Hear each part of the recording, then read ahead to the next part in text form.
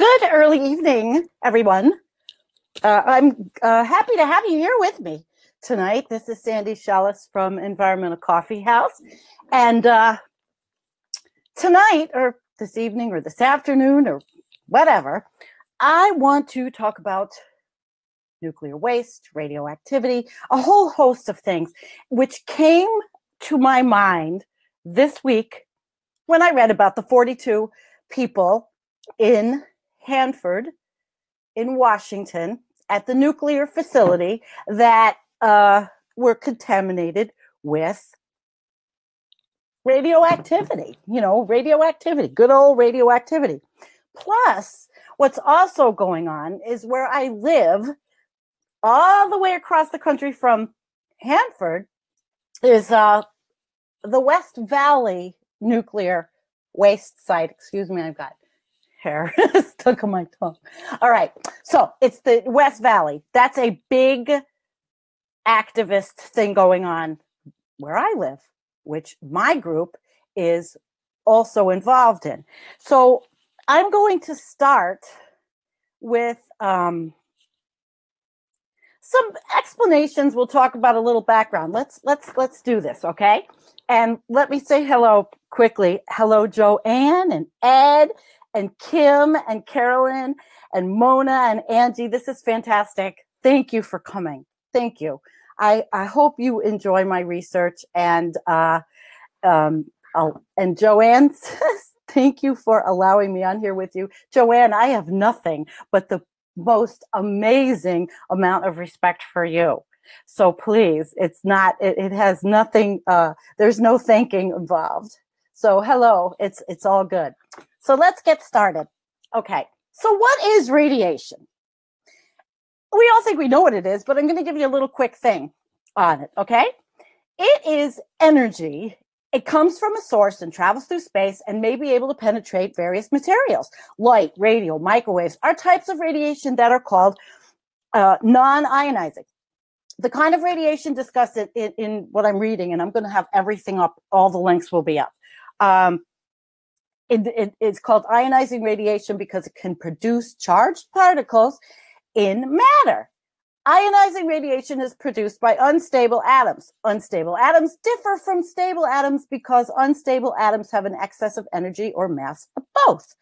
Radiation can also be produced by high voltage devices like X-ray machines. We all know that.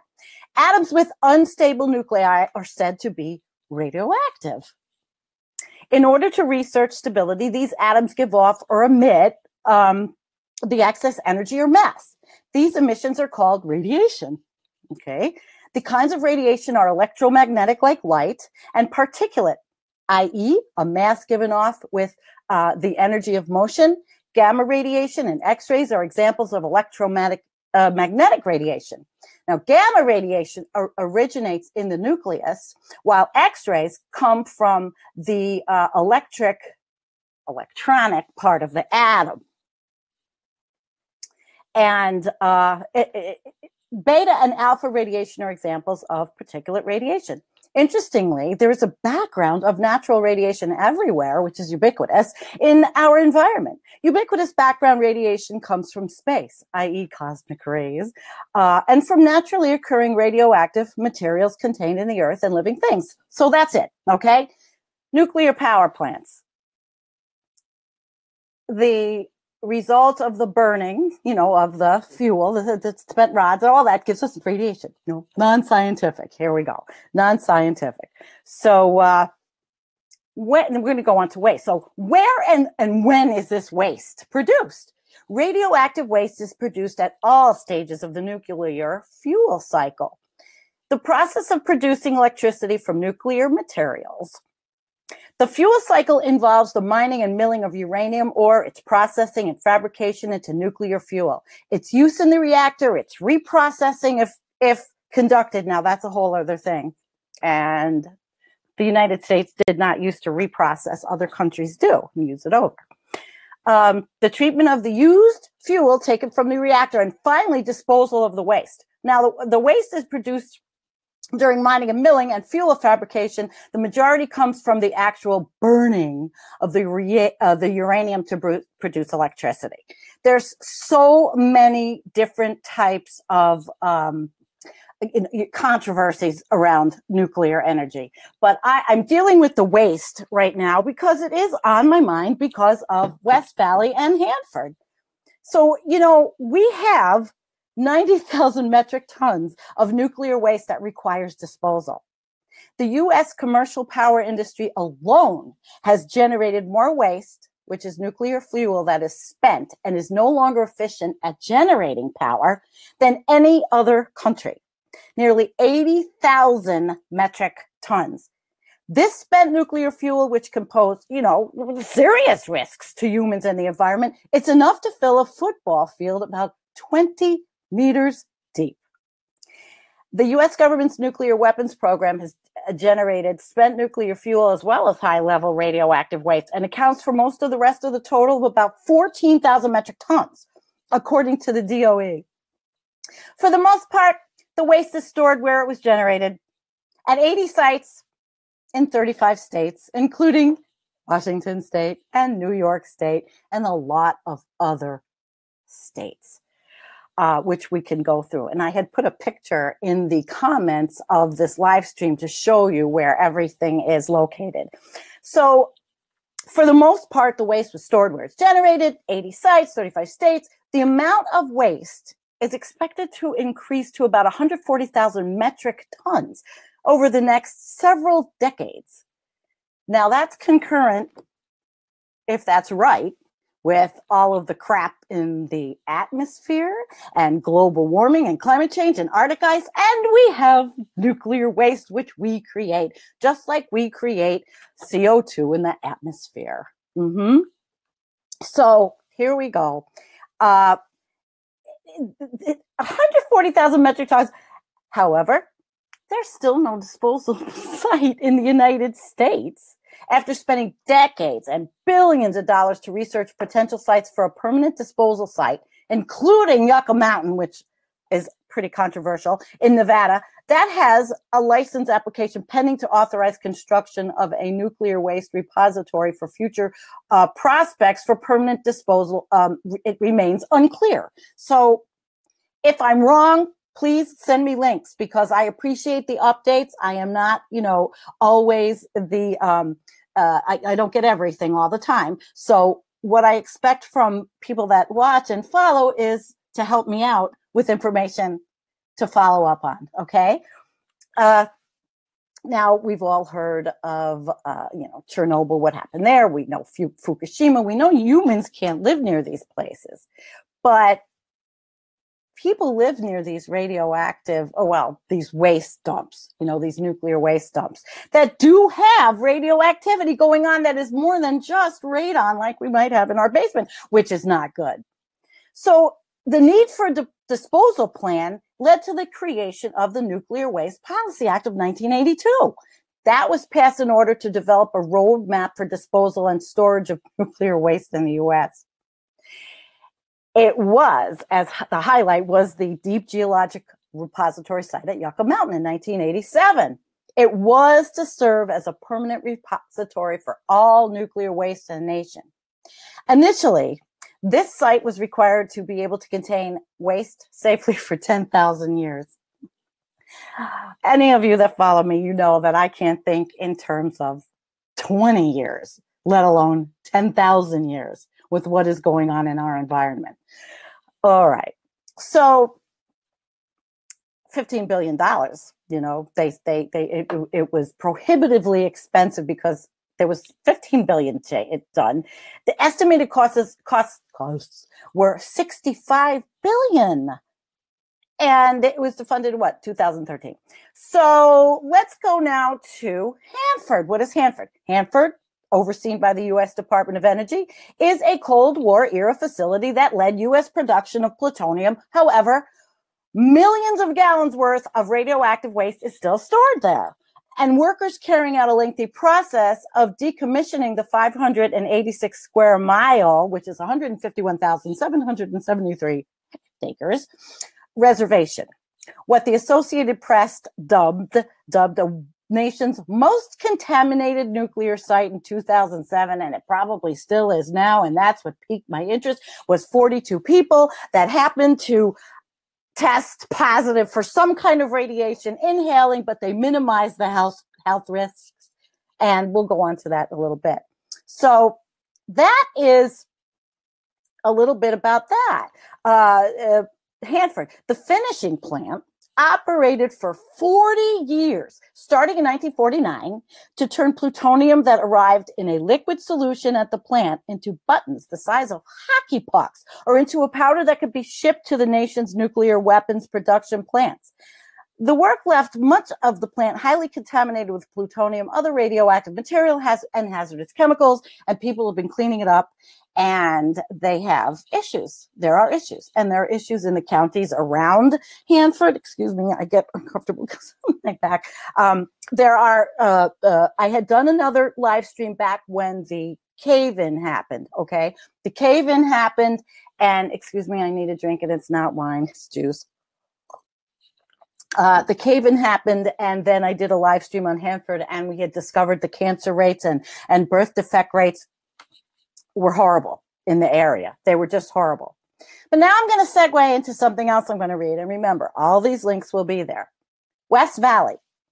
This is where I live, okay? This is our fight. This site has a long and complicated history of ownership and management. But the fact is that since 1966, the highly toxic radioactive waste remains on an erodible and unstable site, causing a catastrophic risk to downstream communities like the Seneca Nation. My friends, I have friends, and they are always dumped on, and it's terrible. And also Lake Erie and the Niagara River communities like Buffalo. I lived off the lake for 24 years. Niagara Falls, Lewiston, the Department of Energy and NYSERDA are proposing to conduct the final supplementary, it's environmental impact statement, EIS, to forge a final determination of what to do with this nuclear material. The community must have a strong say in what happens, as it is our waters that are at risk of radioactive contamination, which is the same thing with all of the other sites all over the country. All over the country. So a century later, we're beginning, it started. We've been talking about this stuff for 40 years at West Valley. So we're beginning the process of deciding what to do with the mess of nuclear waste in the ground at West Valley. It's just mind-boggling. It does this at a turtle's pace. It's been a turtle's pace.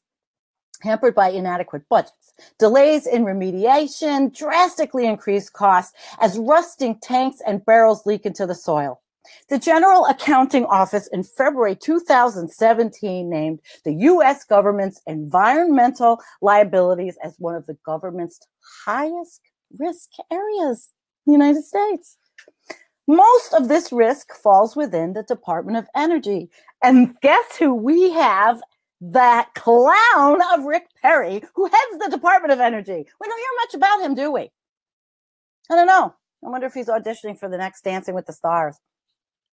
So some of the radioactive sites, such as Hanford and in Washington, as we said, are massive projects dating back to World War II, which was the Manhattan Project. And some are relatively small, such as West Valley, but it doesn't matter. It's small, but it's big. It's radioactivity. It matters. It matters. The West Valley Demonstration Project has already proved its value as a pilot project for the vitrification of high-level nuclear waste, a process now used on a large scale at Hanford. Our water, my water, is under threat from radioactive runoff moving towards streams that flow into Cattaraugus Creek and Lake Erie. Maybe not my water so much, but all my friends. The potential is there for large storms to cause a landslide, releasing nuclear waste to research that could contaminate the water. So perhaps West Valley might serve as a pilot project to research techniques for decommissioning and decontaminating soil and water. Nuclear waste cleanup it's a job-creating infrastructure project, but it should not require special funding.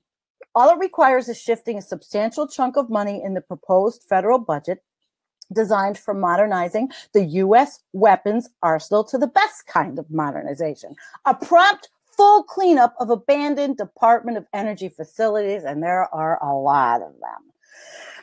This would protect the health of citizens, workers, the natural environment, and the Great Lakes water here.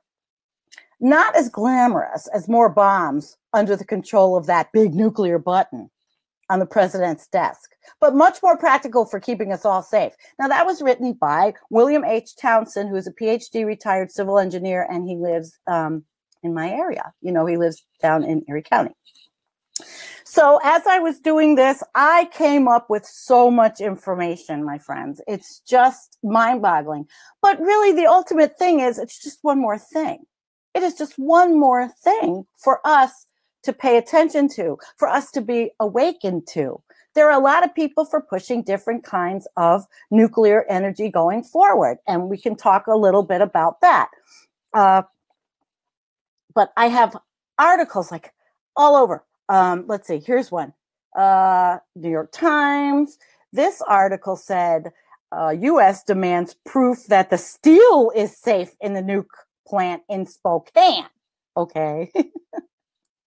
Then there's Hanford, radioactive contaminates, let's see, it contaminates growth. 6 workers, 2 offices, 36 vehicles, but that was in February. So it's obviously gotten worse because I read about the 42 people.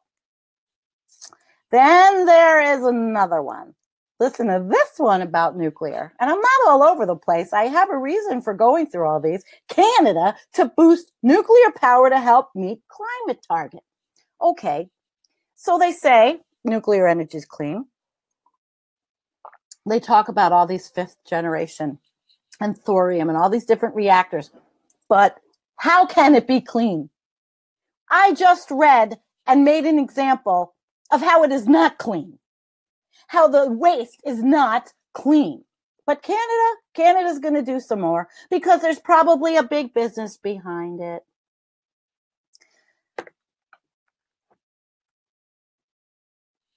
Oh, well, we will, but I can't do it today. I don't know how to do it today. Joanne, I would be honored. So we'll figure something out. I would love to, because it would be great to have your, I'm going to tell everybody, her name is Joanne Spotted Bear. And I know that she probably has a lot of good information also to add to this. I don't know how to add somebody to a live stream. So we'll do it though, Joanne. Absolutely. We're going to do that. So let me go back to Canada, because the move in Canada would mark a change in the climate strategy Prime Minister Justin Trudeau's government unveiled just last December, which did not mention nuclear energy. So not only do they have the tar sands and that hideous mess, now they're going to have more nuclear plants and more storage problems like we do. I'm also thinking about Indian Point, which is right next to the Hudson River.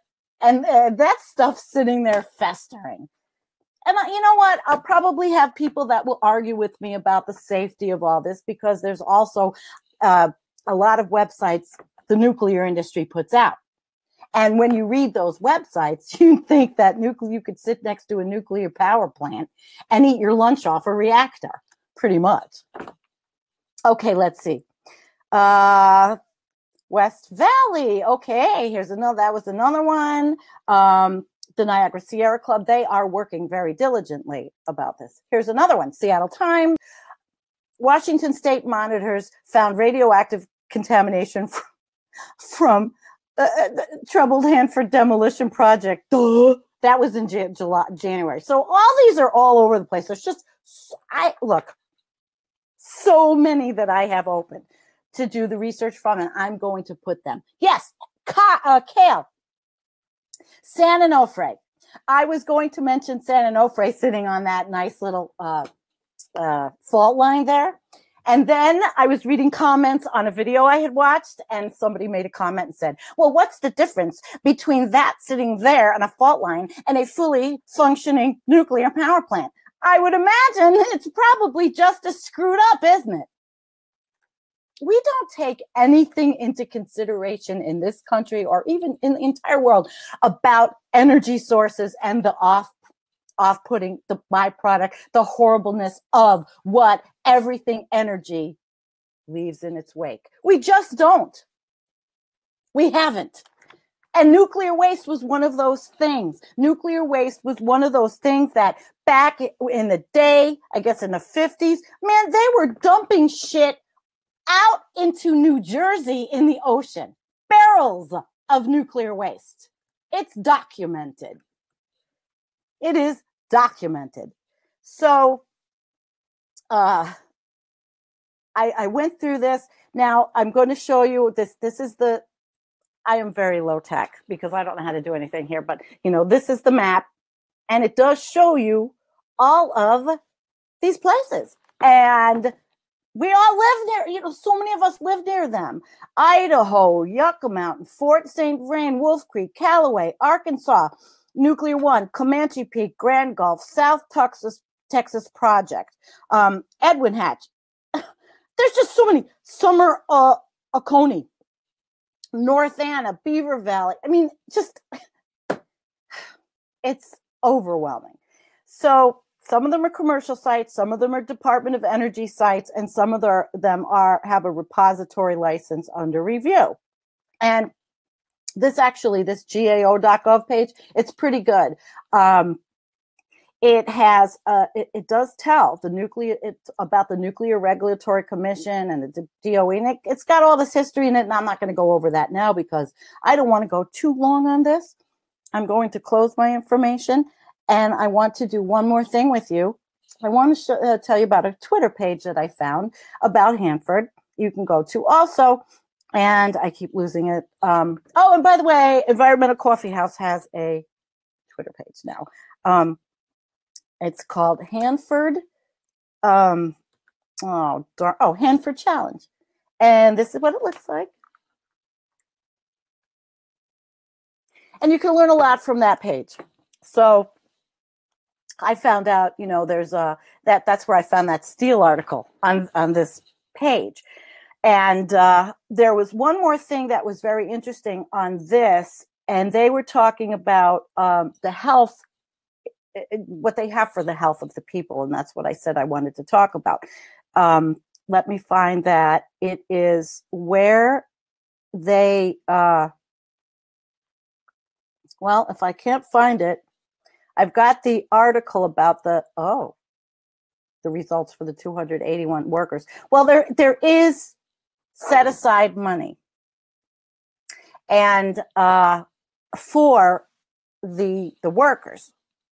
But I'm looking for the information where it is specifically, and it seems to have, darn it, it was pretty good too. It seems to have skipped this this thing, and I don't want to, oh wait, maybe it's here. I don't want to keep you with wasted time. This is very important stuff. Well, what I'll do is I'll look for it and I'll put it up, because they do have a plan for employees in Hanford, and I don't have a clue about West Valley. And when we were at our meeting the other night of my group that I'm now treasurer of, which my local environmental group, we were talking about it, and West Valley, and I'm like, who works there? Who wants to work there? So all in all, we talked about this. We've talked about radiation. We've talked about West Valley being on the other side of the country. We've talked about all of these plants, and we've talked about this other source of awfulness. So we have pipelines threatening to leak oil. We have pipelines threatening to contaminate streams. We have Algonquin. The names are just so many of the pipelines that are going through the United States and the entire world. When is enough for the fossil fuel industry? And then the nuclear industry. Maybe there are solutions. I don't know. People were talking to me about them. these next generation things. Maybe I could find something that I had on it. I don't know. But it's just, I don't know. I just don't ever feel comfortable about it. Oh, there's a really good one here too. Nuclear Waste 101, addressing the problems surrounding nuclear waste policy. And this was written January 12, 2017, and it's called American Action Forum, but it was really good. And I'm going to put that up too. It's basically says what I've already said. And, ask why I care about it. And they talk about a lot of liability costs involved here. And basically, all in all, I've come to the conclusion that maybe nuclear energy is way more expensive than the energy it produces.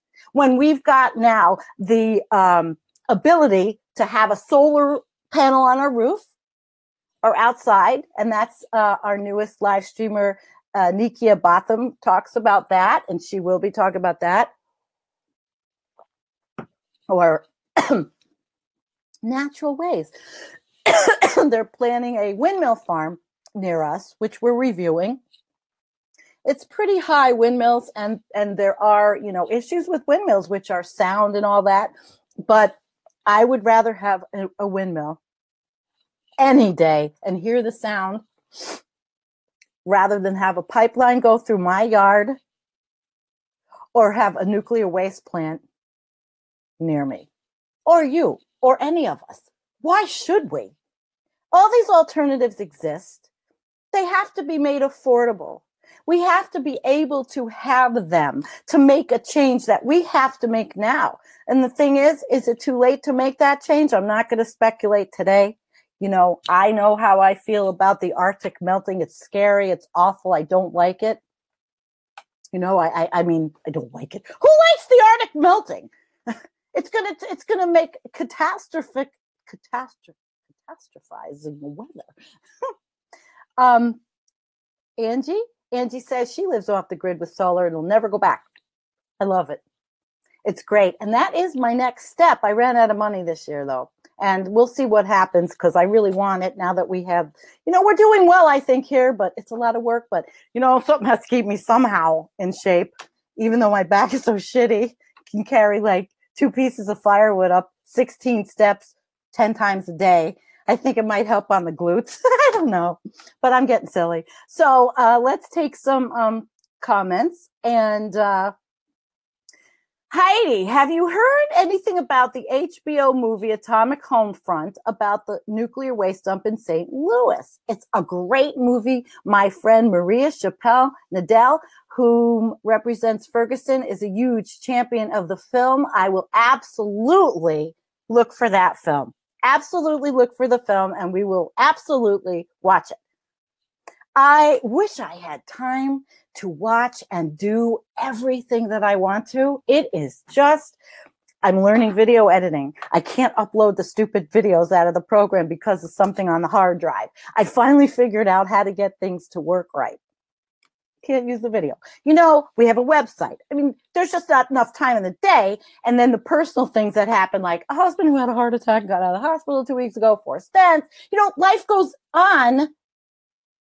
But I can't give my stuff up here because I have the desire to get out information and make people think, I think that since we've started this endeavor of Environmental Coffee House, we have brought in people. We've brought a community together, and I'm really liking it. And we do have a Twitter. It's, I might need some help, but listen, it is what it is. Thank you so much for coming. I really appreciate everybody here that follows us. And we're going to strive to always have the best stuff up on the page and maybe move away from Facebook one of these days. Be in Facebook jail again. Me, awesome all the time, right? Joanne, thank you for coming. I really appreciate you all, and I'm not going to keep you. Share if you can. Our page is a group, a YouTube. Everything goes up on YouTube. And a website, which is out there, but it's not finished yet. And another procrastinating thing, but it is what it is. Peace, everybody. Thank you for coming. Remember, we don't have just fights against pipelines and climate change. we've got to also pay attention to what the hell they're doing with these nuclear plants and even watch for the future. Maybe they will come up with something. Maybe these scientists, because scientists really are the basis of everything. Without scientists, we go nowhere and we have no future. It's what these scientists themselves decide to do with what their research is the critical piece here, and who pays them. Good night. Peace. I will call you. Bye-bye.